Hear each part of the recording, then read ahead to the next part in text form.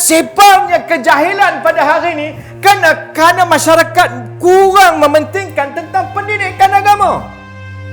Dia cakap tentang ilmu bidang keduniaan, tinggi akademik dia, tetapi kadang-kadang isu-isu agama yang dia cakap tu, fardu ain dia pun problem.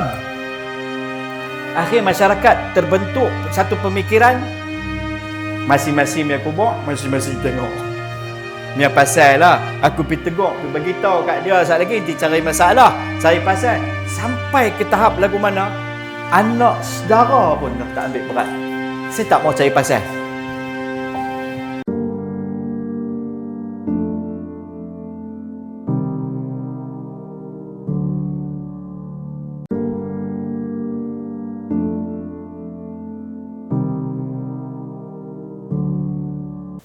Assalamualaikum warahmatullahi wabarakatuh. Alhamdulillah. Alhamdulillah nahmaduhu wa nasta'inuhu wa nastaghfiruh. Wa na'udzu billahi min syururi anfusina wa min sayyiati a'malina. May yahdihillahu fala mudilla lahu wa may yudlil fala hadiya lahu. ونشهد أن لا إله إلا الله ونشهد أن محمدا عبده ورسوله قال رب اشرح لي صدري ويسر لي أمري واحلل عقدة من لساني يفقه قولي اللهم إني استودعتك ما قرأته فردده إلي عند حاجتي إليه ربي يسر ولا تعسر ربي تمم بالخير ربي يسر ولا تعسر ربي تمم بالخير ربي يسر ولا تعسر ربي تمم بالخير اللهم ألهمنا علما نفقه به أوامرك ونواهيك وارزقنا فهما نعلم به كيف نناجيك يا أرحم الراحمين اللهم ارزقنا فهم النبيين وحفظ المرسلين وإلهام الملائكة المقربين برحمتك يا أرحم الراحمين اللهم أكرمنا بنور الفهم وأخرجنا من ظلمات الوهم وافتح لنا أبواب رحمتك وانشر علينا حكمتك يا أرحم الراحمين الحمد لله قال الله تبارك وتعالى أعوذ بالله من الشيطان الرجيم بسم الله الرحمن الرحيم ادعوا إلى سبيل ربك بالحكمة والموعظة الحسنة وجادلهم بالتي هي أحسن صدق الله العلي العظيم وقال جل ثناؤه كل نفس ذائقة الموت صدق الله العلي العظيم. Alhamdulillah tuan-tuan, perempuan yang dirahmati lagi dikasihi oleh Allah Ta'ala. Tajuk kita pada hari ini agak menggerunkan juga. Saya pun tadi duduk fikir apa nak cakap dengan tajuk ni. Hang jaga kubur hang, aku jaga kubur aku. Nak cerita apa ni? Pasal kubur ke? Baik. Kita akan cuba merungkai cerita dia bukan pasal kubur.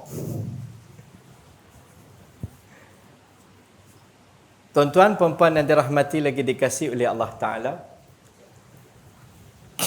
Semua manusia yang hidup di atas muka bumi ni, semua orang, sama ada dia mengaku ataupun tidak, dia sukakan kepada pujian. Dalam dua kata, saya ni bukan suka sangat orang puji saya. Kan? Saya bukan suka sangat orang puji saya. Tapi bila orang kata sikit, dia kata, tak lah, kurang-kurangnya tu kan. Kita kena pandang lah juga dengan siapa kita bercakap. Dia ada tersirat dalam kehidupan kita ni. Jadi kita nak pujilah hari ni.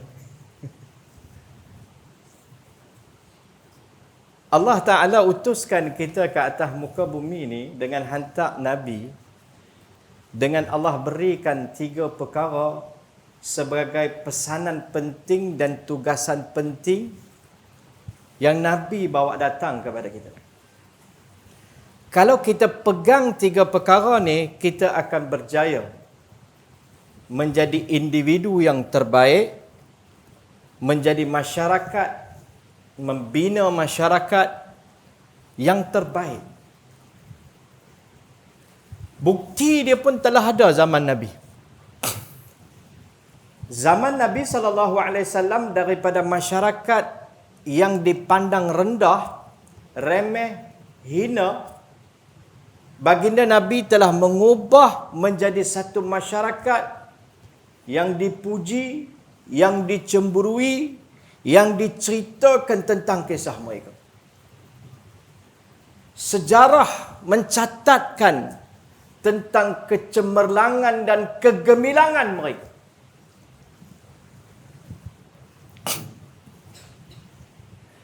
Mereka adalah golongan yang terbaik. Menjadi murid yang terbaik baginda Nabi sallallahu alaihi wasallam. Sahabat radhiyallahu taala anhum. Allah menyebut dalam Quran, dalam suratul Jumu'ah dan surah yang lain yang mempunyai makna yang lebih kurang sama. Wallazi ba'atha fil ummiyyin rasulan minhum yatlu 'alaihim ayatihi wa yuzakkihim wa yu'allimuhumul kitaba wal hikmah wa in kanu min qablu lafi dhalalin mubin.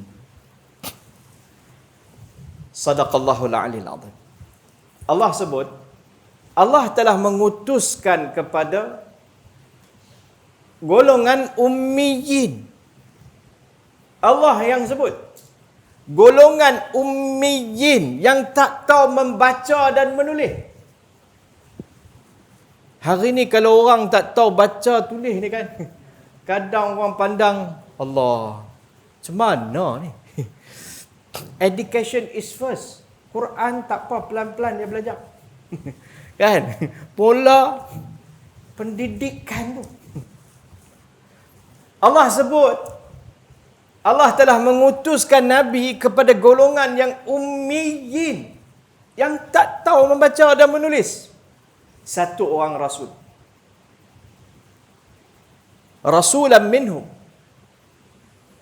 Yatlu alaihim. Nabi ni buat 3 perkara.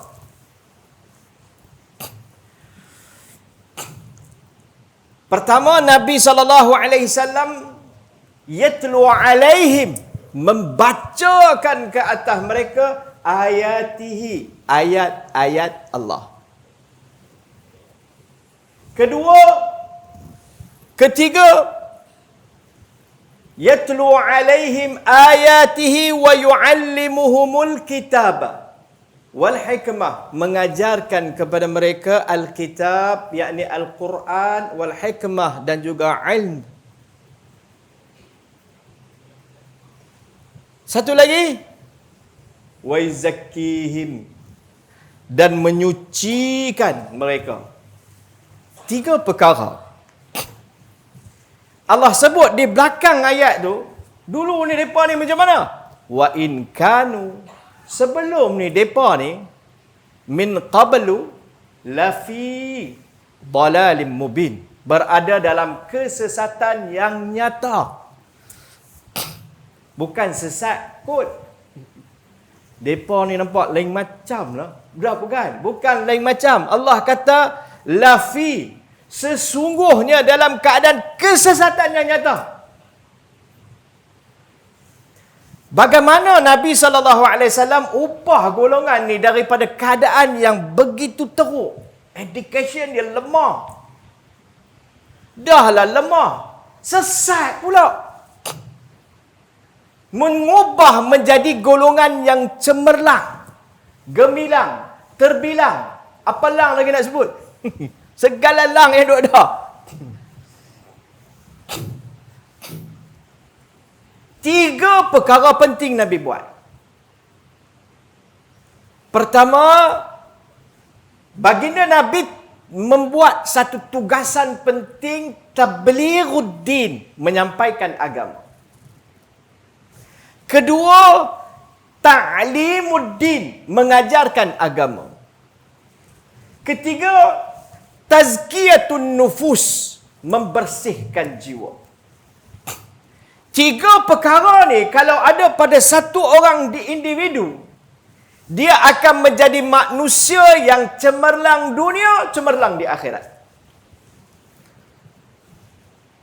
Kalau ada pada diri seorang bapa, dia akan menjadi bapa yang cemerlang.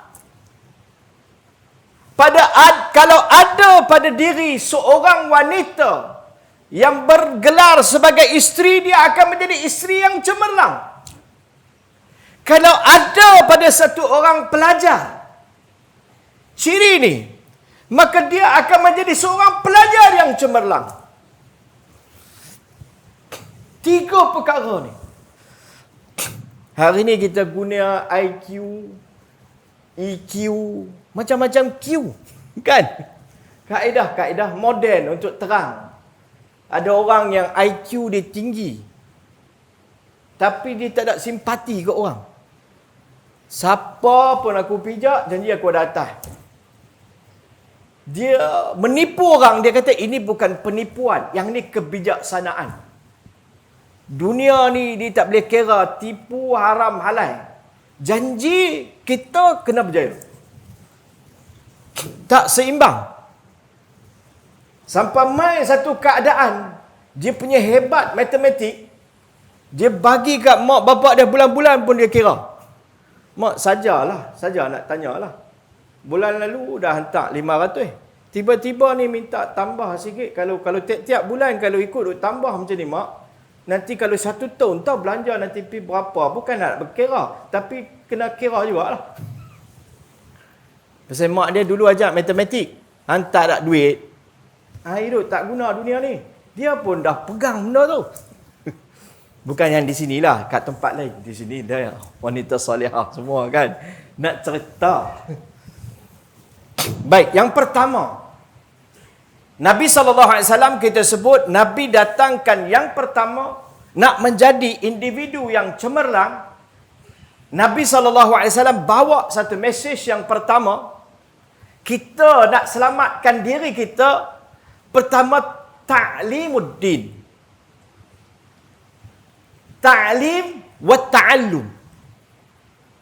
Mempelajari agama dan mengajarkan agama.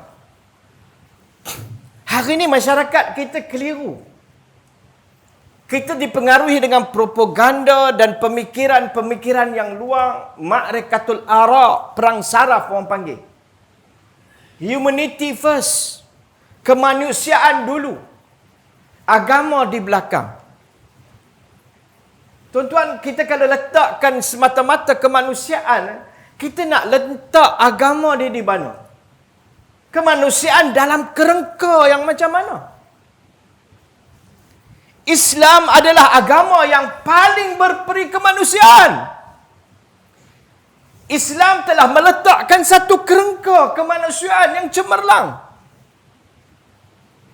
Nak sembelih ayam pun Islam ajar. Ihsan, belah kasihan kepada binatang ternakan. Tapi kadang-kadang hari ini cabaran pemikiran kita cukup hebat. Nak menangani masalah pertama kita ni, nak meneguhkan kita menjadi Muslim, ilmu merupakan perkara yang pertama. Nabi datang mengajarkan agama. Nabi bawa datang Al-Quran. Quran ni mu'jizat. Apa makna mu'jizat? Mu'jizat Nabi yang kekal sampai hari kiamat. Mu'jiz tu bermakna sesuatu yang boleh menewaskan, mengalahkan. Malangnya kita meninggalkan mu'jizat Nabi hari ni. Kita tinggalkan Quran. Quran telah menjadi satu ilmu yang kita letak kadang-kadang lah sedih kan di belakang. Dia tak tahu baca Quran, tak apa, pelan-pelan esok ni dia belajar lah. Pelan apa, umur dah 48. Duk cari guru mursyid tak jumpa lagi. Nak cari guru Quran, bulan puasa tu dia main semangat lain macam. Kan? Duk tadarus menerus kan, lain macam main semangat. Lepas bulan puasa tu dia main dah segala kesibukan pancat be. Lepas tu tengoklah nanti pelan-pelan kita cari. Tuan-tuan, hari ni kita tengok di barat sana, orang-orang bukan Islam sedang masuk ke dalam Islam dalam keadaan mereka masuk tu dengan knowledge, dengan belajar Islam. Kaji Quran. Tengok terjemahan Quran. Hari itu masa perang mula-mula kan, 7 Oktober tu. Ramai orang mula mengkaji Islam. Dan dia buat program pula. Dia baru masuk Islam. Dia kata, aku heran aku dapat sekian-sekian nak sharing. Daripada Quran, isi kandungan ayat Quran, sekian-sekian. Tapi malangnya, kita, masyarakat kita kadang sebahagian, kita jujur hari ni, kita ada masa tak dengan Quran? Dah berapa lama kita tak tengok Quran? Berapa lama kita dah tak baca Quran? Ibu segala ilmu ada dalam Quran. Bagaimana kita nak bicara tentang kemajuan kalau kita meninggalkan kitab yang akan memajukan, memandaikan umat ni, Quran? Ilmu yang pertama, ta'limuddin. Nak menjaga umat ni, nak menjaga diri kita, nak menjaga masyarakat kita, yang pertama kita perlu kepada ilmu. Macam mana saya nak jadi wanita solehah ni? Macam mana saya nak jadi lelaki yang soleh ni? Ilmu. Pertama, aku ni hidup pasal apa di atas muka bumi ni? Ilmu.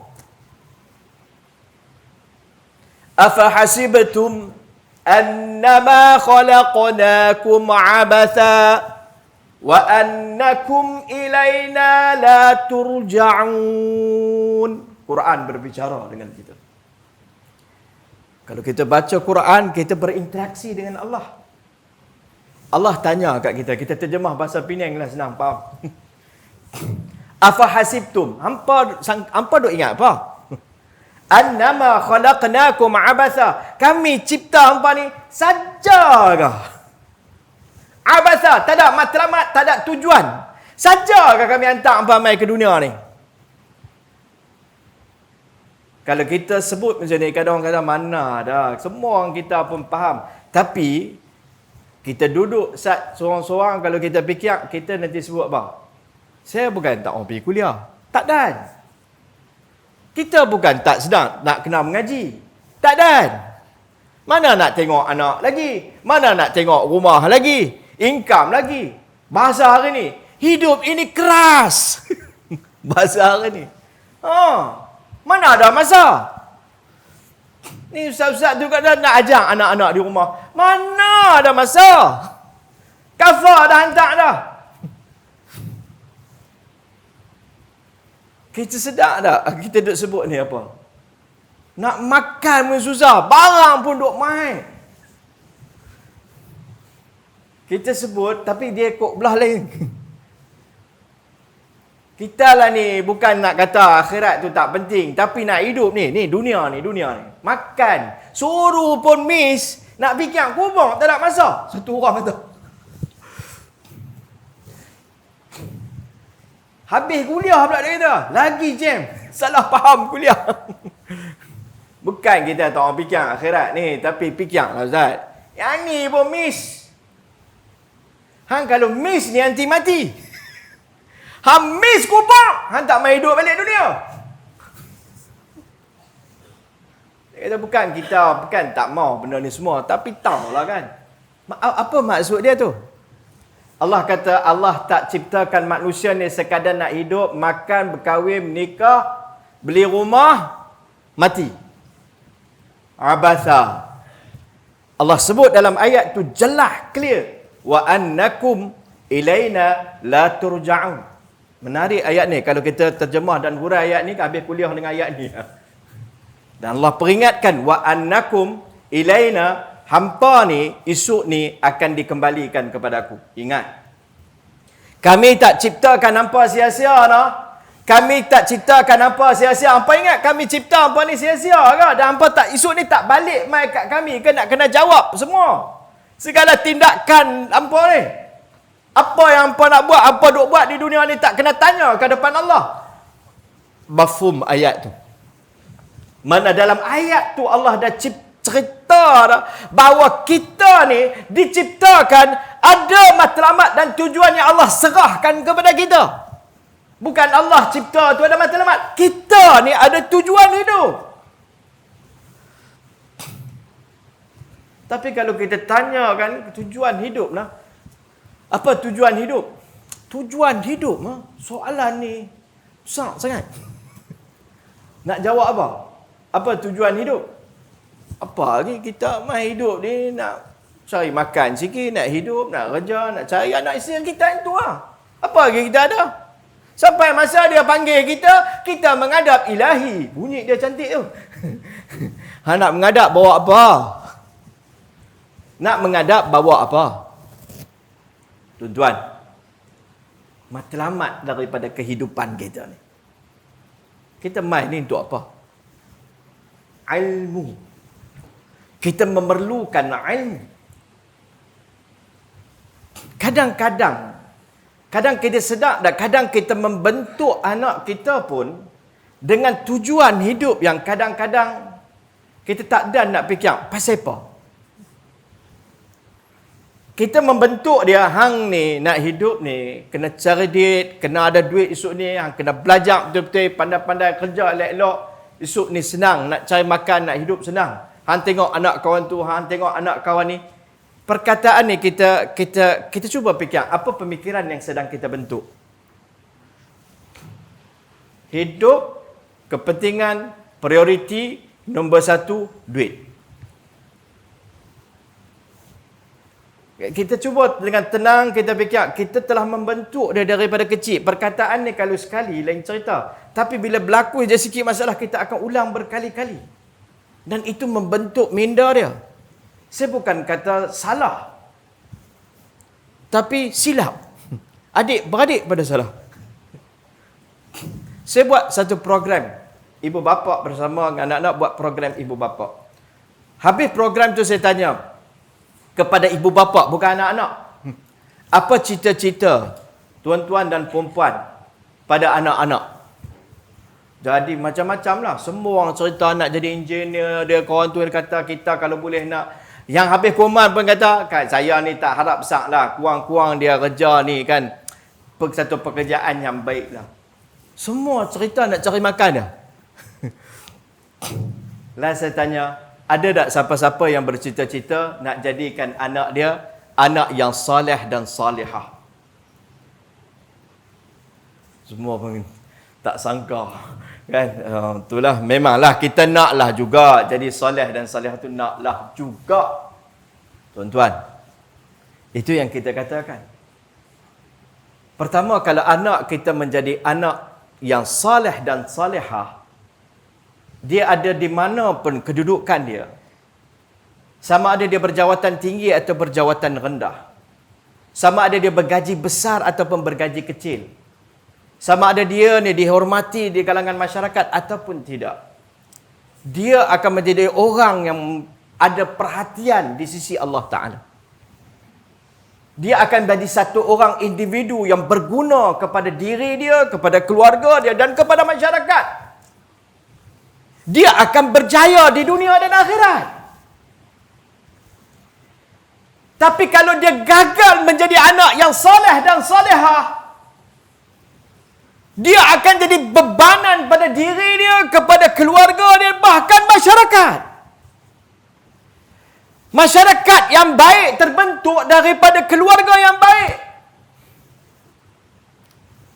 Sebab tu baginda Nabi SAW membentuk umat ni, perkara pertama Nabi SAW mengajarkan ta'limuddin. Nabi ajarkan agama. Nabi bentuk agama. Tashihul mafahim, membetulkan cara fikir ni.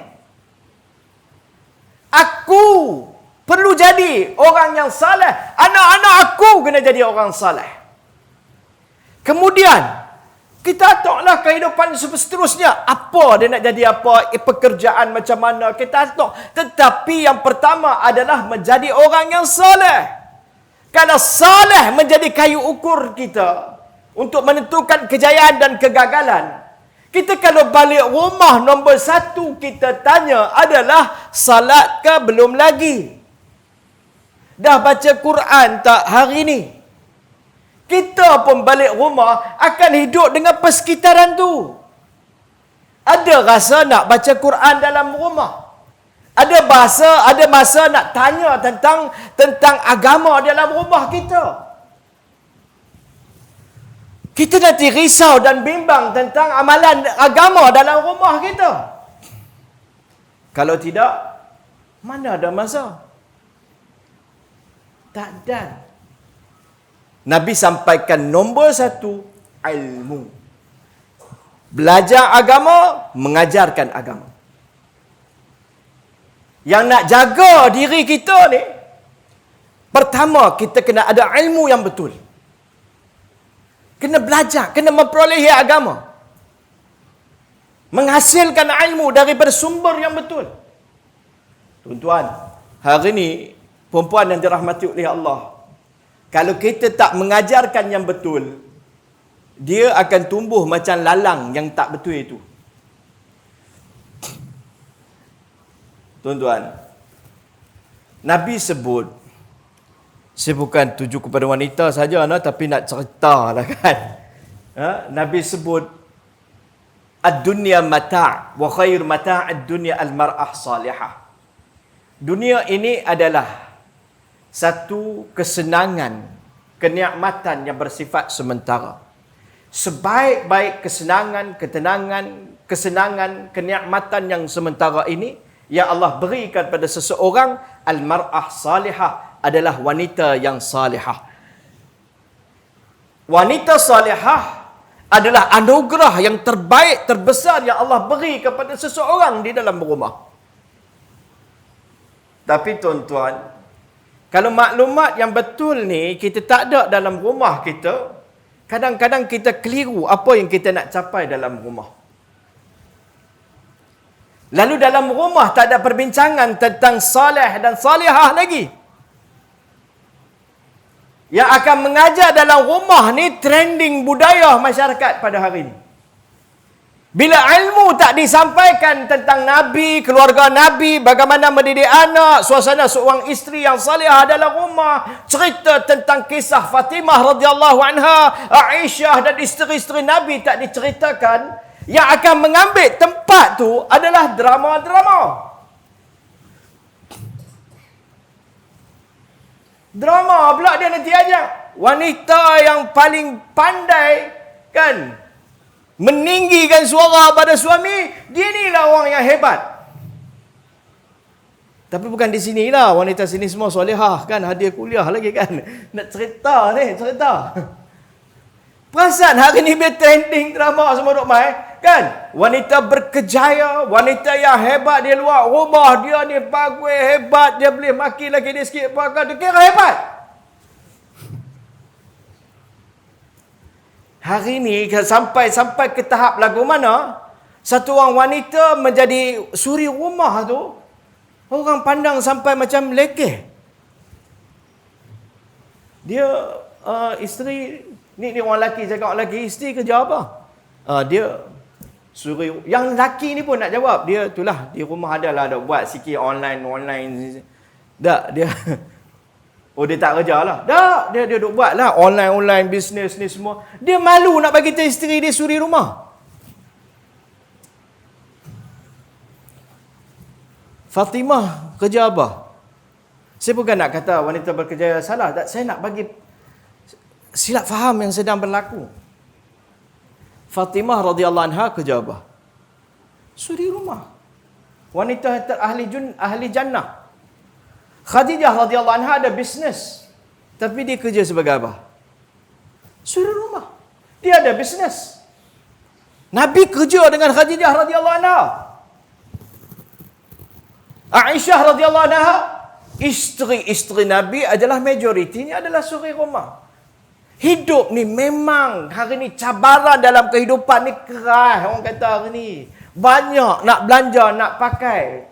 Tetapi rumah kita ni dibentuk oleh suasana didikan yang kita bentuk dalam rumah. Kadang-kadang yang kita maksudkan, kita kata keperluan tu sebenarnya keselesaan. Kita keliru.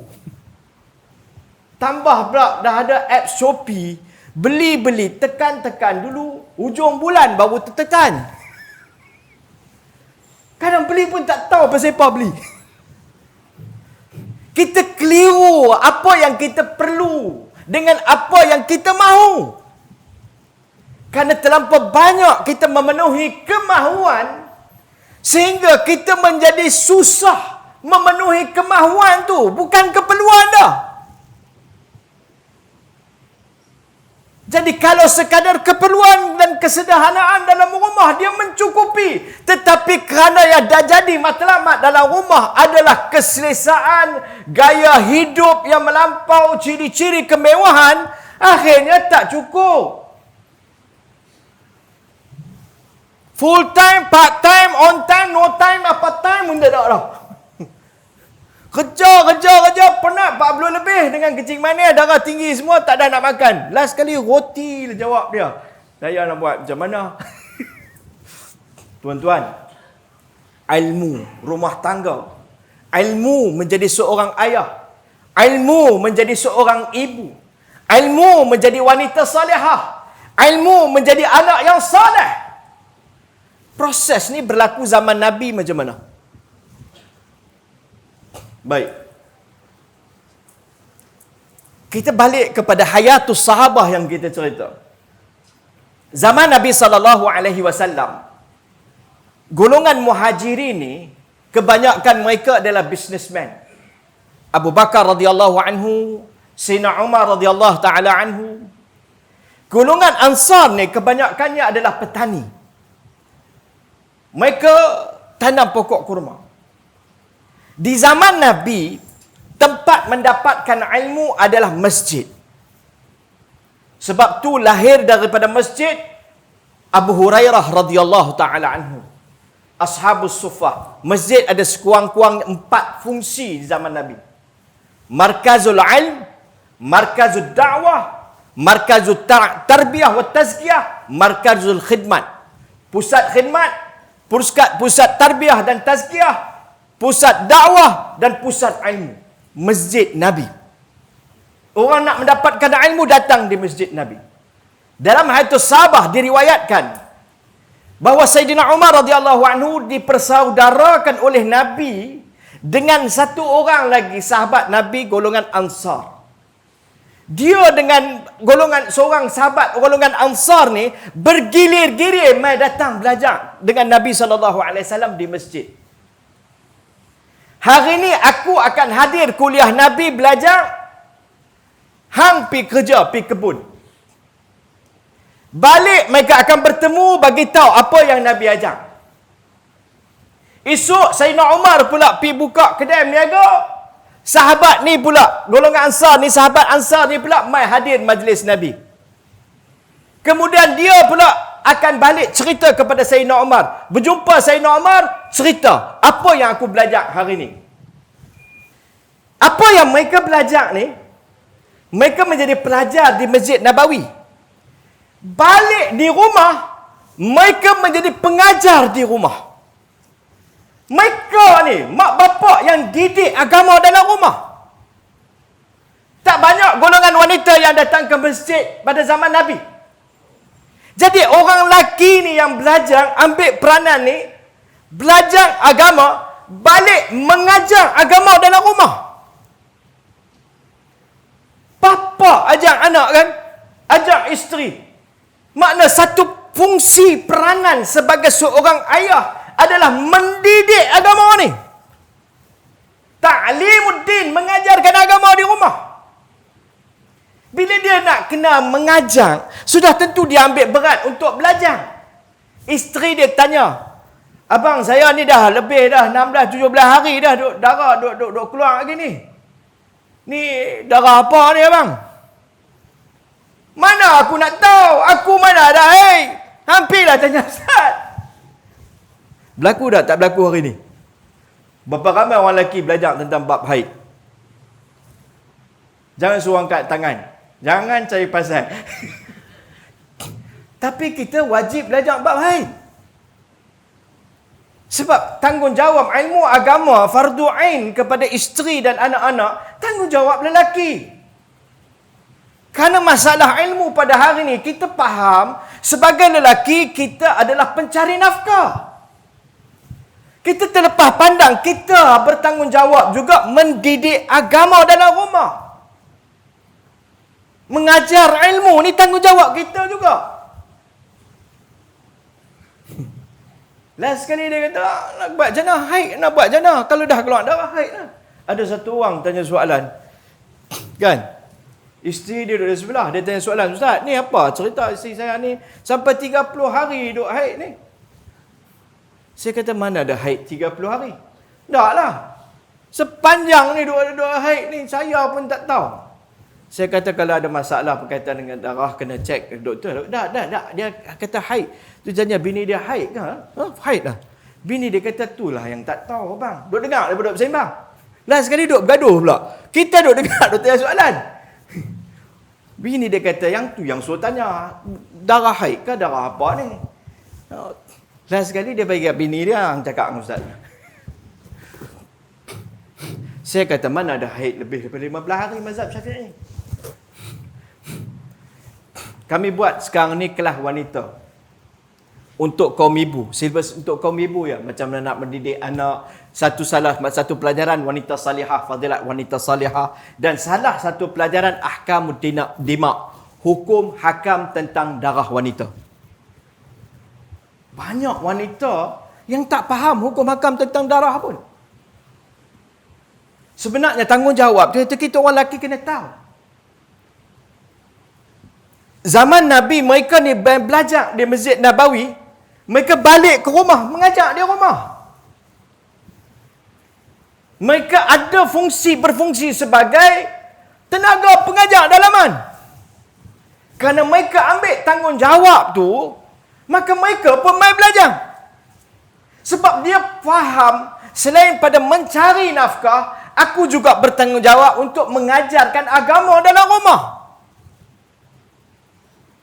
Tuan-tuan, kadang-kadang saya pun kita kena muhasabah. Kita pernah mengajak tak wuduk anak kita? Kita pernah melihat tak macam mana isteri kita ambil wuduk?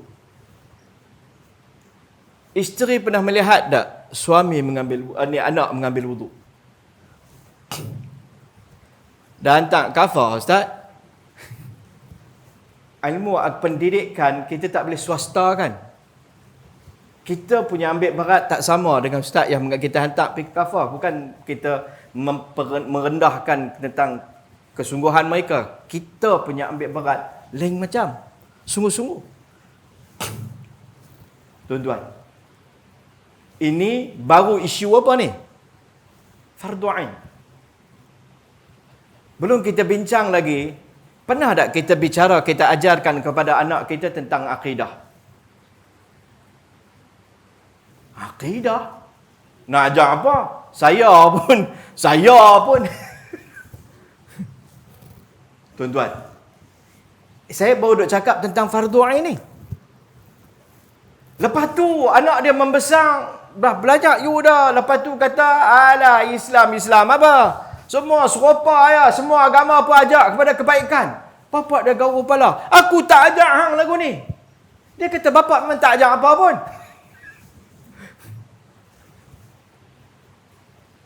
Kita tak tanam.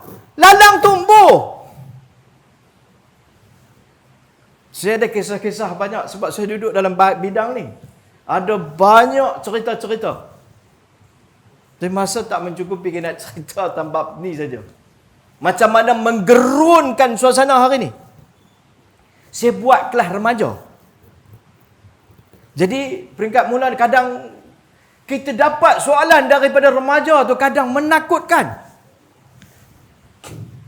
Ada satu orang remaja tanya soalan, kenapa Islam menakutkan? Menakutkan budaya Islam, menakutkan dengan perkataan zina dan sebagainya. Yang ni keperluan Ustaz. Lelaki dengan wanita kalau dia dah sama-sama suka, tak ada masalah. Kucing pun tahu benda ni. Saya dah bubuh softlan dah. Dah dilembutkan. Tapi dia bertanya sebab kita buat kelas wanita, kelas remaja, kita benarkan dia bertanya soalan kan. Tapi soalan tu sebenarnya saya pun terkejut. Tapi kita buat senyum lah juga. Kan? Kita tak boleh tunjuk. Apa hang cakap? Kan? Dia tanya apa? Pasal apa? Dia bukan budak yang fail SPM ni. Budak belajar di sekolah pandai ni. Speaking like talking. Boleh sebut takat tu lah. Dia tanya soalan pun campur bahasa Inggeris lah. Tapi dia kata pasal apa? Yang ni semua dia kata, kalau kita nak maju Ustaz, dia kata kita tengok di luar negara orang dah tak cakap benda ni. Benda ni biasa, common. Saya kata pertama mula definisi maju tu apa dia? Kiblat. Maju hang ni tak datang mana? Apakah menjadi makin barat tu adalah makin maju? Bila hang boleh pakai seluar pendek tu kan maju? Baik, kita balik kepada soalan. Lepas tu kita teranglah. Kita terang, panjanglah soalan tu. Ada satu budak, dia nak tanya soalan, sebelum tanya soalan, dia melatah. Oh, my father Jesus, dia sebut. Dia melatah. Budak Islam kita ni. Saya majlis ni kita tak sepatutnya cerita benda-benda aib. Tapi saya nak buka minda, kita duduk ada tang mana ni? Bahaya bila kita tak mengajar agama dalam rumah, tak mendidik agama dalam rumah. Satu budak yang tanya soalan tu, kawan dia yang pertama tadi tanya soalan tu kan, kawan dia seorang beritahu, kami memang setiap Sabtu malam minggu memang ada, dia sebutlah party girl dan sebagainya. Dia sebut takat tu lah, dia sebut lebih lagi kan. Takut kita. Saya tanya mak bapak tak tahu kan? Dia kata, saya jumpa mak pak saya pun bila dia tak tahu. Sabtu Ahad lah kadang jumpa pun. Dan bapak memang tak cakap. Dan mak ialah apa pun. Mak saya nak tahu. Mak pun kerja. Ada benda yang kita dapat, ada benda yang kita hilang, kita kena sedar. Saya minta maaf lah, kan? Kita mungkin ada dapat duit, kan? Dua orang bekerja, tapi ada benda yang kita hilang. Kita tak ada masa untuk nak semak, nak tengok anak kita. Kita sibuk kan? Kita dah balik kerja penat. Siapa ada masa nak tanya, hari ni hang baca tak Quran? Mai hang baca sikit Quran, bapa nak dengar. Kita letih. Anak kita kadang mai tunjuk kerja sekolah pun kita kata, Allah, tambah orang lelaki kita kan. Kita punya mindset balik rumah nak rehat. Pergi tunjuk kat mak lah. Dak ni kafar cikgu kata. Saya kat mak. Dak mak lah hantar mai. Hari ni kalau kita tak memberi telinga, kan, kita tak akan memiliki hati. Nak memiliki hati, pertama kena bagi telinga. Dengar dulu. Kita tak bersedia mendengar sebab kita letih. Ada benda yang kita dapat, yang kita kena sedar dalam hidup ni, ada benda juga yang kita akan hilang. Apa yang saya nak bagi tahu? Kepentingan ilmu ni. ilmu menjadi ibu bapa, apa yang perlu, sangat penting. Nabi sampaikan. Nabi train, Nabi tunjuk. Bagaimana hubungan Nabi dengan Fatimah radhiyallahu taala anha. Setelah Fatimah berkahwin pun banyak perkara yang kita boleh tengok bagaimana Nabi bercakap dengan Fatimah radhiyallahu taala anha. Teguran-teguran yang Nabi sallallahu alaihi wasallam bagi kepada Fatimah radhiyallahu taala anha. Bila salah seorang cucu Nabi sallallahu alaihi wasallam nak meninggal dunia, anak Zainab radhiyallahu taala anha, salah seorang anak Nabi, apa pesanan yang Nabi sampaikan? Melalui itu kita tengok hubungan Nabi dengan anak cukup baik. Tapi kadang hari ni kita merasakan nak menjadi seorang ayah ni kita kena jarak sikit baru daripada respect. Kita ada kelemahan dalam bab ilmu sebab kita tak melihat macam mana ciri seorang ayah yang berjaya dari sudut pandangan Islam melalui perspektif Rasulullah sallallahu alaihi wasallam. Nabi sebut khairukum li ahli wa ana khairukum li ahli. Sebaik-baik kamu adalah orang yang terbaik kepada ahlinya, ahli keluarganya. Aku sebaik-baik di kalangan kamu kepada isteriku. Keluarga. Tuan-tuan, ilmu, ta'limuddin, nak jaga agama ni, nak berjaya dunia dan akhirat ni, pertama kita memerlukan kepada ilmu. Sahabat Nabi belajar ilmu daripada masjid, kemudian mereka bawa balik ke rumah, mendidik ilmu di dalam rumah. Kita tak boleh buat macam Sayyidina Umar, satu hari kerja, satu hari mai belajar kelas, satu hari kerja, memang kita tak boleh buat. Tetapi sekurang-kurangnya, dalam satu hari, kita boleh memperuntukkan masa untuk belajar agama. Kerana kita menyedari, aku bertanggungjawab untuk mengajarkan agama kepada keluarga aku. Sekurang-kurangnya perkara asas tentang fardu ain ni. Tak habis belajar fardu ain ni. Banyak. Kita boleh mengajarkan di dalam rumah kita. Wujud dalam rumah kita suasana ilmu. Ada pengajaran fardu ain dalam rumah dengan bahasa yang mudah. Dan ada suasana kita cerita tentang kehidupan Nabi dan juga sahabat. Kadang kita tak bagi kat mereka model. Nak jadi macam siapa? Role model kita Rasulullah sallallahu alaihi wasallam kita tak perkenalkan kepada anak kita. Dia membesar dengan menjadikan penyanyi, artis sebagai role model dia. Ada satu orang pelajar agama. Dia belajar di sekolah agama. Pakai tudung. Tapi akhirnya, dalam tudung dia tu, dia telah menjadi artis Korea.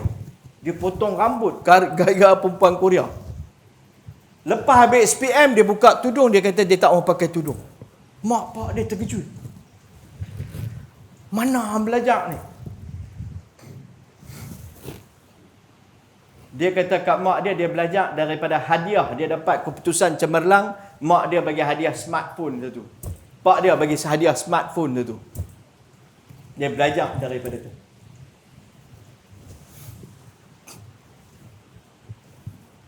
Tuan-tuan, hari itu satu situasi, kan, vape ni.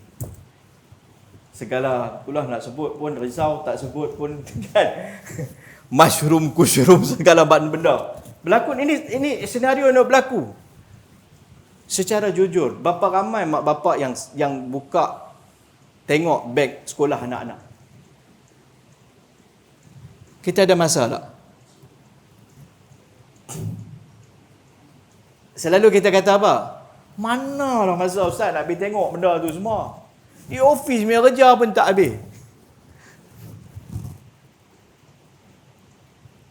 Tuan-tuan, anak-anak kita adalah aset. Saya baru cerita tentang sudut anak. Suami bertanggungjawab untuk mendidik isteri. Isteri adalah ibu bertanggungjawab dalam rumah tu. Dalam rumah tu nak jadi sakinah adalah peranan pertama dia. Main player dia adalah isteri. Kementerian Dalam Negeri. Tuan-tuan, ini ni kita boleh perolehi pertama dengan ta'limuddin, mengajarkan agama. Menyelamatkan anak daripada fahaman yang salah, sesat, silap faham, pluralisme, materialistik, sekular, segala benda ni melalui ta'limuddin, belajar agama. Kita kena mengajarkan agama. Untuk tu kita kena belajar agama. Tersebarnya kejahilan pada hari ini kerana masyarakat kurang mementingkan tentang pendidikan agama. Dia cakap tentang ilmu bidang keduniaan, tinggi akademik dia, tetapi kadang-kadang isu-isu agama yang dia cakap tu, fardu ain dia pun problem. Di mana masalah dia? Pusat pengajian kafir dia, mata dia. Mana problem dia? Ta'limuddin, ta'lim wa ta'allum. Dalam rumah anak perlu ada didikan. Diceritakan kepada mereka tentang individu-individu yang cemerlang. Siapa individu yang cemerlang? Sahabat-sahabat Nabi. Berapa ramai anak-anak kita yang mengenal sahabat-sahabat Nabi? Dia kenal Ronaldo, Ronaldinho, segala mak nenek dia kenal. Tak salah. Tapi nak cerita, siapa yang kenal tentang Abu Salamah? Seorang remaja zaman Nabi. Secerita ringkas nak cerita contoh. Zaman Nabi SAW ada seorang sahabat Nabi yang remaja. Nama dia Abu Salamah. Dia ni punya kehebatan, dia boleh lari lebih pantas daripada seekor kuda. Laju. Pernah berlaku satu kumpulan tentera main rompak harta zakat, unta ataupun kuda. Rompak buat lari. Dia hantar seorang sahabat dia untuk bagi tahu kat Nabi, dia hambat kawan tu, depa tu satu kumpulan tu seorang. Dia lari, dia sembunyi di belakang pokok sambil bawa panah, dia panah depa. Lari sembunyi belakang pokok, dia panah depa. Macam itulah dia punya duk panah seorang diri. Sampai mereka ni pun tak jumpa. Kok mana duk main panah ni? Akhirnya apa jadi? Mereka tu, yang penyamun-penyamun tu semua tinggal harta tu. Kerana ingat, ramai orang duk ada. Lari. Bayangkan kalau anak kita membesar dengan dengar kisah-kisah ni. Semangat dia nak jadi macam sahabat Nabi. Tak ada lah duk jadi kan. Laki lepas tu duk jadi lembut lain macam. Tak risau ke hari ni? No. Laki lepas tu dia duk jual alat make up. Kita kena tahulah kan hari ni kita kena mencantikkan kulit. Kita tengok pun langsung lemak serabut. Dia berniaga kat TikTok. Tak salah nak berniaga tu kan. Tapi kita tengok apa ni kan. Serabut dah tengok keadaan. Sebab yang dipamerkan kepada dia kehidupan ni, kehidupan perwira-perwira Islam. Kecerdikan Sa'ad bin Abi Waqqas. Kehebatan kebijaksanaan Sayyidina Ali. Dalam rumah kita ni perlu diperkenalkan. Tapi anak kita tak kenal. Ronaldo pakai perus gigi apa dia tahu? Problem. Dia belum buat TikTok. Tahu ke dia ni pagi-pagi dia duk cerita hebat. Lepas tu mai satu orang budak kan pakai serban sikit, cerita tentang kehebatan sahabat Nabi Sa'ad bin Waqqas ke apa. Yang ni lah, kita tak perlu ekstrim sangat dalam bab agama. Kita jangan berlebih-lebihan. Kita kena ikut perubahan zaman. Apa masalah dia ni? Dia pun tak tahu apa dia duk cakap, buang tabiat. Merepeh bukan. Dia rasa bila cerita tentang agama ni jadi ekstrim. Sebab dia punya kehidupan duk ada aiskrim. Dia membesar macam tu. Kita sedar tak bila dalam rumah kita tak dibentuk. Nak menyalahkan media sosial, nak menyalahkan budaya, menyalahkan TV, radio, senang. Tapi kita duduk saat dalam rumah, kita berperanan tak dalam rumah ni mendidik. Nak membentuk mereka ni nak keluar esok ni jadi sebagai masyarakat. Fungsi kata dalam rumah.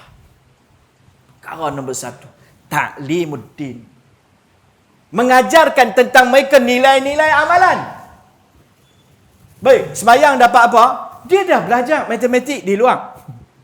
Kerja dapat sekian-sekian gaji. Sembahyang dapat apa? Kena buatlah itu tanggungjawab kita sebagai Muslim lah kan. Dan sembahyang subuh dapat apa? Dapat pahala. Berlungguk-lungguk hadis Nabi cerita. 2 rakaat sebelum subuh, sembahyang subuh, dapat apa? Khairum minad dunya wa ma fiha. Lebih baik daripada dunia dan segala isi dalam dunia ni. Pahala dia punya berlungguk-lungguk. Barulah hidup gairah kepada anak tu dalam rumah. Kadang kita hanya bagi perintah. Hang sembahyang. Aku kata hang sembahyang. Lah ni dia kecil, dia terpaksa lah. Esok dia dah besar lah. Kita tidak membentuk. Tanam benih. Suburkan dengan baja. Siram dia. Dengan pendidikan agama, dengan metod Nabi SAW.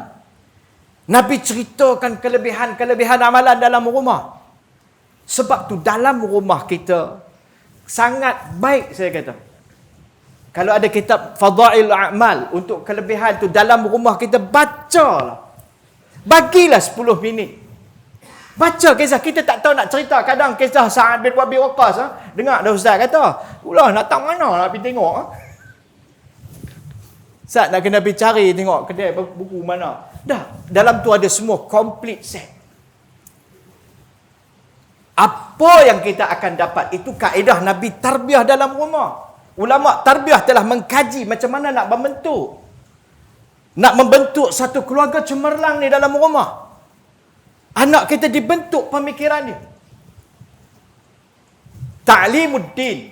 Baik, kemudian perkara yang kedua, daripada kita mengajarkan agama, kita akan membentuk individu yang cemerlang. Dia tahu cara berfikir yang betul. Apa matlamat hidup aku dalam hidup ni? Nak menjadi Muslim yang sebenar. Nak menjadi lelaki yang saleh dan wanita yang salihah. Dia tahu matlamat dalam kehidupan dia. Macam mana nak pandu kehidupan dia ni. Dia tahu halal dan haram. Dari dalam rumah lagi dia dah belajar. Dibimbing dia tentang fardu ain. Bukan takat semayang, tapi ambil berat tentang semayang. Tuan-tuan, satu hari Abu Bakar radhiyallahu anhu balik daripada masjid, tengok isteri dia tengah salat. Isteri dia ni salat, dia bergerak sikit. Kata isteri dia, Abu Bakar radhiyallahu anhu mengherdik aku daripada belakang, mengherdik aku sampai aku punya takut tu rasa macam nak tinggal semayang. Bukan tak semayang, bergerak sikit dalam semayang. Bagaimana Abu Bakar radhiyallahu anhu nak bagi tahu betapa pentingnya semayang tu, jaga semayang. Kita bukan hari ni bergerak dan semayang, tak bergerak nak semayang. Salah bagi habis sikit lagi. Drama tak habis lagi. Sayang nak terlepas kan. Lepas ni dia madring dah pula. Sikit lagi. Takkan tak boleh faham. Islam tak suruh sampai lagu tu. Bagi habis sikit lah. Bukan kata orang, kita. Dah azan dah. Semayang di masjid di surau 27 pahala. Tapi itulah sayang nak pi pun bukan tak mau pi, tapi sayang lagi sikit nak habis. Tuan-tuan, di mana problem dia ni?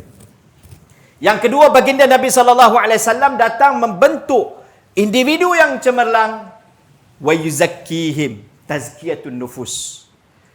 Nabi membersihkan jiwa mereka. Bersih jiwa mereka daripada dua benda, syirik dan sifat-sifat yang mazmumah. Syirik daripada dalam hati. Satu orang sahabat Nabi, sepupu Nabi, naik atas kenderaan Nabi SAW. Nabi SAW dia kata, kuntu radifan Nabi SAW. Aku duduk di belakang kenderaan Nabi. Nabi ajarkan kepadaku beberapa perkara. Umur dia lebih kurang 10 tahun pada ketika itu, dalam 10 ke 13 tahun. Nabi kata, ya ghulam, ihfazillah yahfazka. Wahai budak kecil, jagalah perintah Allah, Allah jaga kamu. Nabi ajak akidah. Kita kata apa? Kita kata apa? Belajarlah rajin-rajin. Esok ni nak kerja apa? Nak makan apa? Salah tak? Tak tepat. Hang jaga perintah Allah, Allah jaga hang. Dari kecil kita bentuk, hang jaga perintah Allah, Allah jaga hang. Hang jaga semayang, Allah jaga hang. Dia jaga semayang. Sebab kalau dia jaga semayang, Allah jaga dia. Saya nak cerita kisah banyak rumah dalam minda. Perkataan mak bapak ni kita tak boleh pandang remeh tau.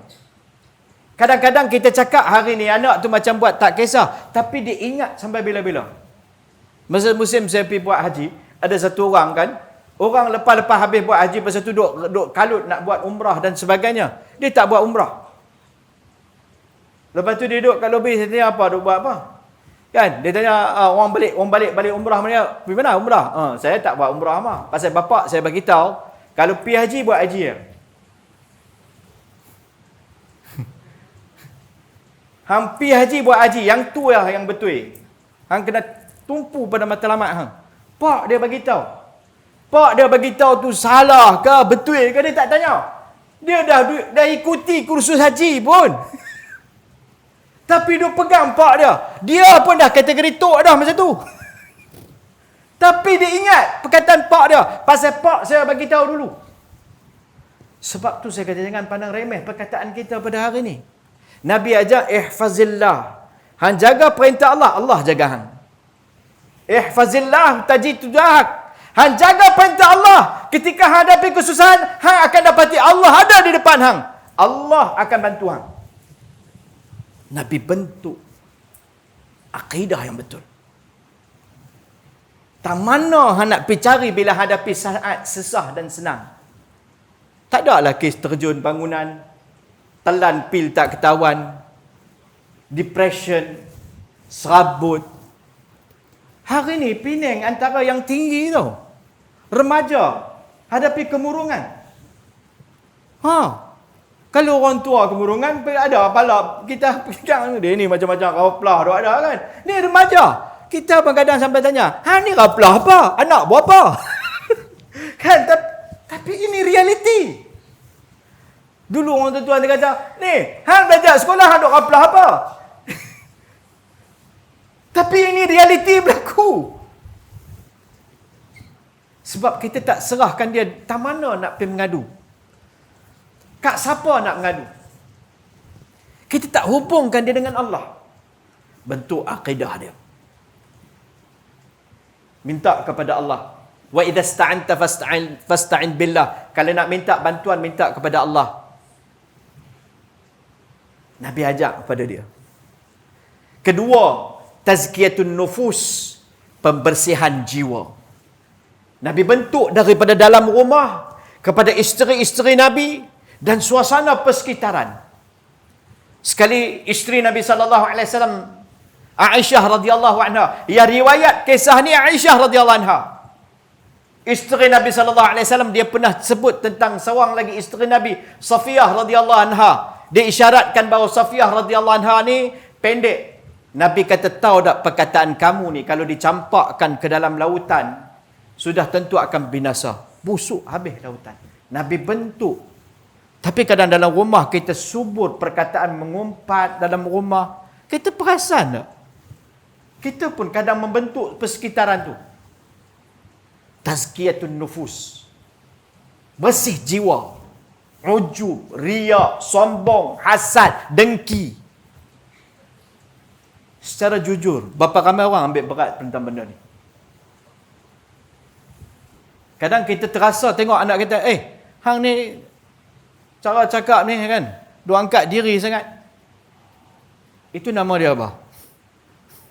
Takabur. Takabur ni dia tak main macam tu. Asal dia dah ada dalam diri dia, dah ada ujub. Ujub ni apa dia? Kitab lama lah, hairan diri. Bahasa baru, bajet bagus. Ataupun bahasa lebih mudah, syok sendiri. Dia rasa diri dia bagus. Kita kalau duduk seorang-seorang, kita fikir pun kita kadang ada penyakit tu. Penyakit yang paling halus. Siapa yang ambil berat? nak bentuk benda ni dalam rumah? Kita ada perhati tak benda ni? Kita kena sedar kepentingan baru kita perhati dan kita perasan.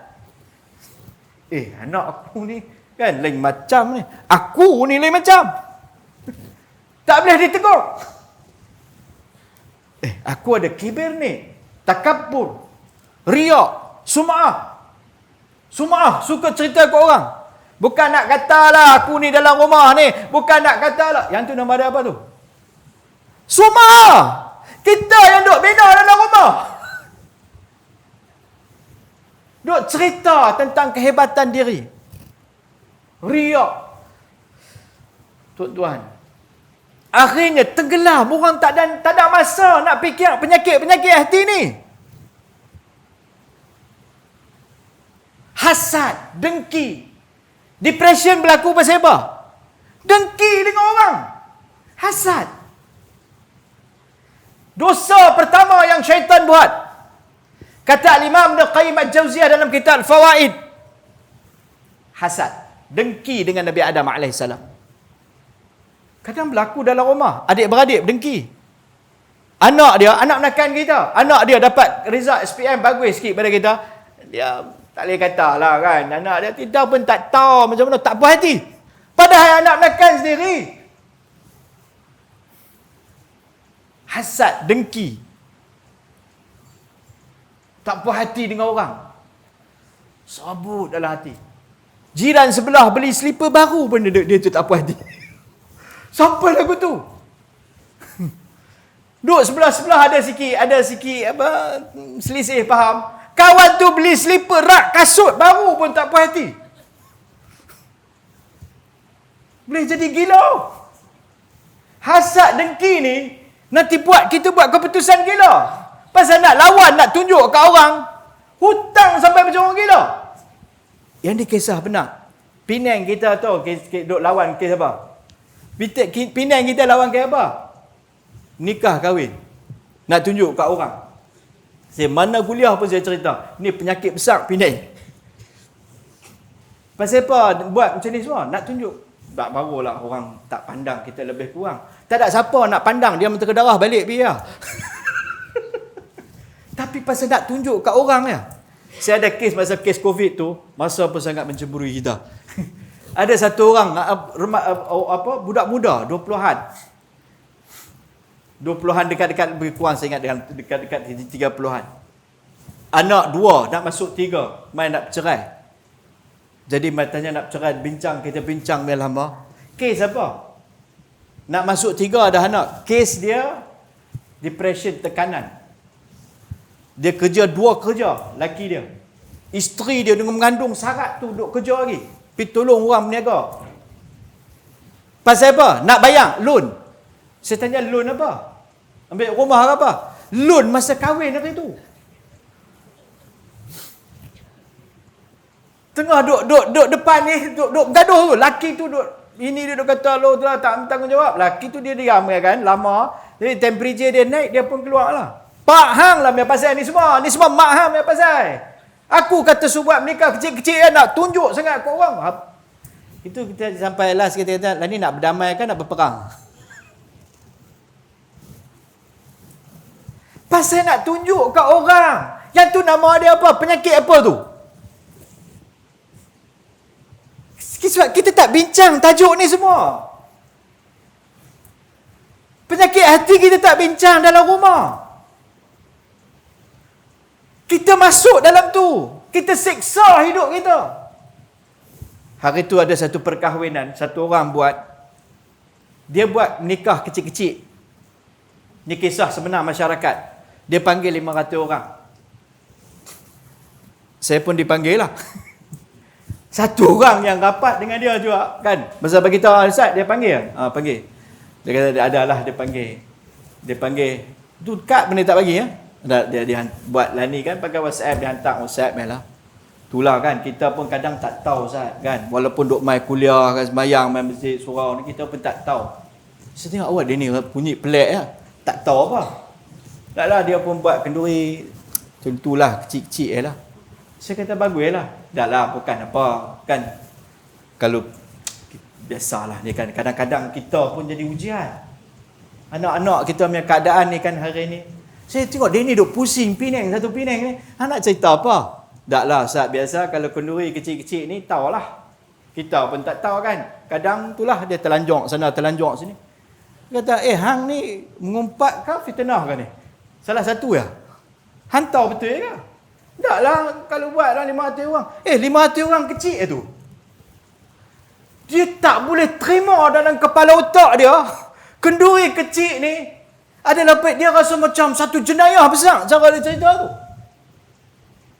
Dan kawan tu buat kenduri, kan kenduri kecil dekat flat, dekat bawah tu. Dia tak boleh terima ni tu. Untuk dia yang tu kira. Mana main ni? Masalah ilmu. Nabi berkahwin, Nabi bagi mahar banyak. Nabi cerita tentang sebaik-baik perkahwinan adalah perkahwinan yang memudahkan. Nabi tunjuk cara hidup. Nabi kahwin dengan Safiyah. Siapa pun tak tahu. Esok pagi Nabi buat kenduri bubur. Ya. Kita bukan suruh buat bubur bihun. Kalau bubur sampai 7 keturunan dapat dia kata, dia ni lah kenduri pak dia buat bubur. Ya. Tak. Tapi kita cerita tentang masalah ilmu yang kita hadapi. Perkahwinan Nabi simple. Nabi tunjuk konsep. Dalam Islam perkahwinan tu simple. Mudah. Tapi kita pada hari ini tentang masalah ilmu dengan penyakit-penyakit hati nak tunjuk kat orang. Bukan apa. Ayat cantik nak cover tahu macam mana? Lah Ustaz. Kita ni kalau nak bagi makan ke orang, kita tak suruh buat lebih kurang. Baik kita buat betul-betul. Padahal bukan bagi makan ke orang. Last sekali burung, anjing mau makan. Pasal makanan lebih macam tu punya banyak. Pasal nak tunjuk kat orang. Tuan-tuan, tazkiyatun nufus. Yang kedua. Masa dah habis. Yang ketiga sebagai penutup. Yang ketiga tablighud-din. Nak selamatkan masyarakat ni. Kita tinggal nombor 3 ni, masyarakat kita akan rosak. Kita perlu menyampaikan agama. Yang tu yang nak sentuh tentang jaga kubur masing-masing tu, tapi yang tu pula tak ada.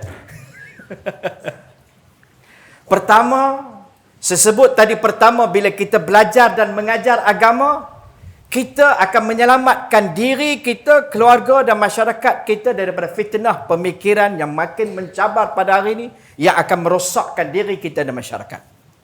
Kedua, bila kita menjaga yang kedua, tazkiyatun nufus, kita ambil berat, buat effort, buat usaha untuk memperbaiki diri kita daripada syirik, hubungan kita dengan Allah terjalin, kita akan selamat daripada segala masalah depression, tekanan hidup ni, tak tahu nak pergi mana, kat siapa nak minta.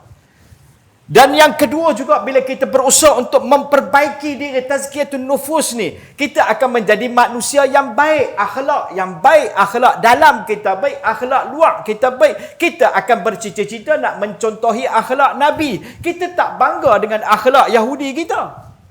Dan aku kalau nak kata ke orang, dia kata depan-depan. Kita rasa malu bila kita kata lagu tu. Nabi tak ajar aku macam ni. Ni perangai tu, adakah aku kena tinggal? Aku tak boleh macam ni. Bila kita dalam rumah duk mengamuk, maki bini kita, teringat Allah, Nabi cakap dengan isteri lemah lembut. Aku tak patut buat lagu ni. Aku kena jadi orang yang terbaik dalam rumah. Bila isteri ada tentang tazkiyatun nufus ni, dia akan fikir macam mana dalam rumah isteri-isteri Nabi SAW menjadi penendang, menyejuk hati di dalam rumah Nabi SAW.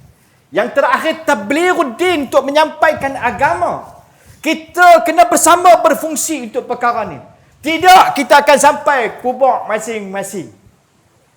Ini adalah corak pemikiran barat yang sedang masuk dalam rumah. Ni, hang tengok rumah hang lah. Ni, hang tengok kubur hang lah. Tu suruh ajak orang lah. Masing-masing dia tengoklah kubur masing-masing. Yang ni lah meruntuhkan masyarakat. Tuan-tuan, syaitan ni pandai.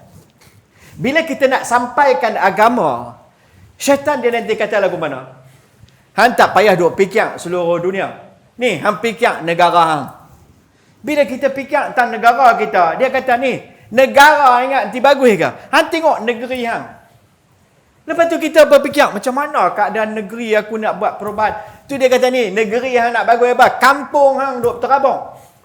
Kita pun fikir, oh kampung kita pun tak kena. Kampung kalau okey, semua okey. Lepas tu dia kata ni, kampung apa? Hang tengoklah ni. Keluarga kalau bagus, kampung semua nanti bagus. Kita pun fikir, logik juga. Nak tengok tentang keluarga kita dulu. Masing-masing pasal orang lain, anak orang backpay lah kat mereka. Aku jaga rumah tangga aku sudah. Kan? Aku jaga dalam rumah. Last sekali dia kata, ni, rumah hang kalau nak bagus, hang tu kena bagus. Nampak macam betul kan? Nampak macam cantik kan? Last sekali kita pun ambil tasbih, masuk dalam bilik, duduk berzikir ribu-ribu. Nak perbaiki diri. Di luar rumah, duduk dengar bola. Sini duduk zikir. Subhanallah, Alhamdulillah. Luar, gol! Dengan tasbih dia tililik, nanti pergi duduk depan tu. Sini duduk pegang tasbih. Sini duduk pegang phone. Last sekali orang Penang kata, dia tolonji segala mak nenek habis. Tuan-tuan, Nabi bawa. Kita ambil berat. Yang pertama, besarkan minda kita. Kita bercita-cita untuk islah umat ini. Kita berada di bawah ayat kuntum khaira ummatin ukhrijat linnas. Ta'muruna bil ma'ruf wa tanhauna 'anil munkar. Kita ni orang Islam bukan bertanggungjawab untuk diri dan keluarga ya. Kita bertanggungjawab untuk seluruh masyarakat ni. Kita kena ambil berat. Kita tengok dulu. Agama tak tara mana pun. Tapi masyarakat masing-masing ambil berat. Dulu zaman kami lah kan. 80-an, 70-an dulu. Kalau nak isap rokok zaman tu pun. Tengok pakcik-pakcik dulu. Lani dia boleh minta lighter kat pakcik. Ni tak isap rokok dah. Tak pakai lighter, vape. Ada dia nak heran. Pakcik tu tengok dia boleh maki 3 guni. Pasal apa suasana ni berlaku? Masyarakat ada problem. Anak dia ditegur, dia pergi serang. Anak hang lari sekolah, aku nampak. Awak, anak aku main pasal lah kat aku. Hang pergi jaga rumah hang. Pacun. Ini bahasa kita Penang ni kata syaitan punya kerja. Yang ni lah bagi pelingkup. Akhir masyarakat terbentuk satu pemikiran, masing-masing punya kubur, masing-masing tengok. Mia pasal lah, aku pergi tegur, pergi beritahu kat dia saat lagi, nanti cari masalah, cari pasal. Sampai ke tahap lagu mana, anak saudara pun dah tak ambil berat. Saya tak mau cari pasal. Tuan-tuan, kita satu masyarakat. Anak jiran kita terlibat dengan perkara mungkar, kita kena rasa sedih. Kalau semua kita fikir tentang masyarakat ni, flat kita akan baik. Masyarakat sekeliling kita akan baik. Kita tak akan fikir tentang rumah kita. Kita akan fikir macam mana nak buat program ni. Orang lelaki mai ke masjid, kurang-kurang seminggu sekali dia terpaksa mai sembahyang Jumaat. Budak perempuan remaja yang ada dalam ni, Alhamdulillah. Tapi jumlah yang ramai, kuliah mana daripada duk pergi? Kuliah Korea duk ada kat phone tu. Syaitan punya kerja duk ada dalam tu. Macam mana nak buat program supaya mereka ni dapat diselamatkan?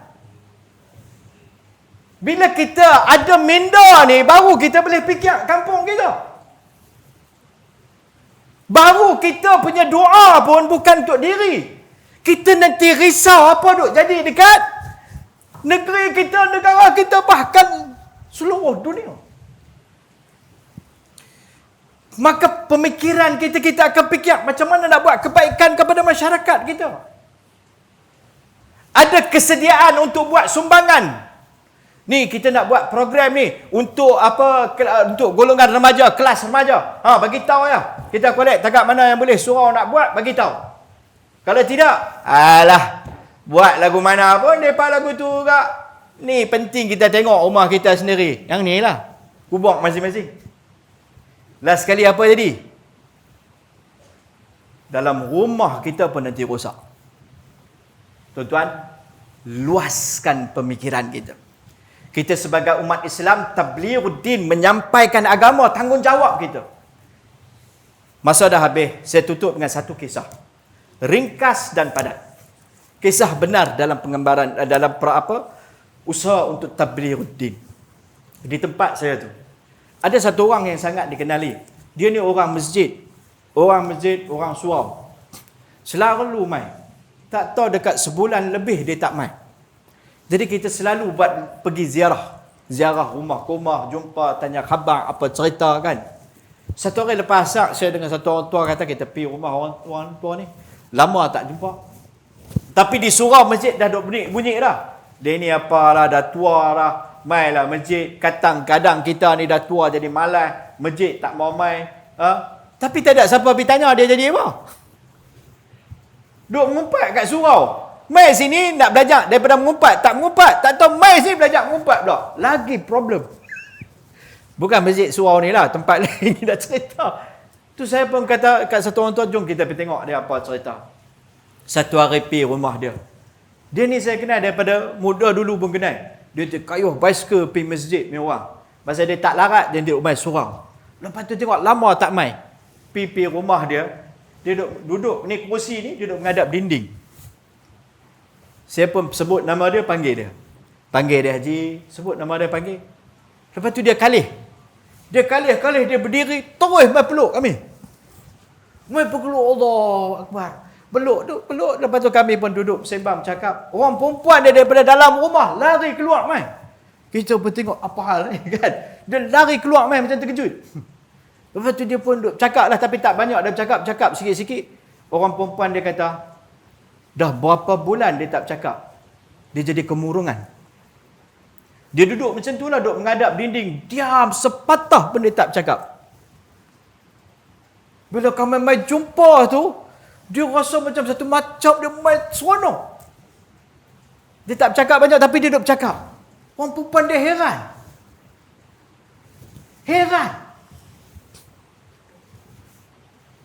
Tuan, lepas tu tak berapa hari. Seminggu ke 2 minggu saya tak ingat. Tak berapa hari dia meninggal dunia. Kadang kita tak tahu. Bila kita ambil berat tentang masyarakat, kadang kita tahu, kita pergi, kita hidup suasana ziarah di kalangan masyarakat, baru kita tahu rumah orang macam mana. Kadang ada orang yang tak tahu sebab kita dah mula hidup individualistik. Rumah aku, keluarga aku kerja, tempat kerja, saya lah betul lah. Kita rasa bangga pula. Masyarakat Islam ada tanggungjawab yang lebih besar daripada tu. Mana ada masa Ustaz? Mereka nak izat dah kan, nak balut sebatang, mampu pergi lah kat mereka. Mana ada masa? Ini pemikiran apa ni? Ini bukan fikir cara Nabi. Nabi tak bentuk masyarakat lagu ni. Kita terluka bila tengok satu-satu orang saudara Islam kita berada dalam kemusnahan, kesusahan. Sepatutnya kita rasa terluka. Anak aku ni. Bayar anak saya ni.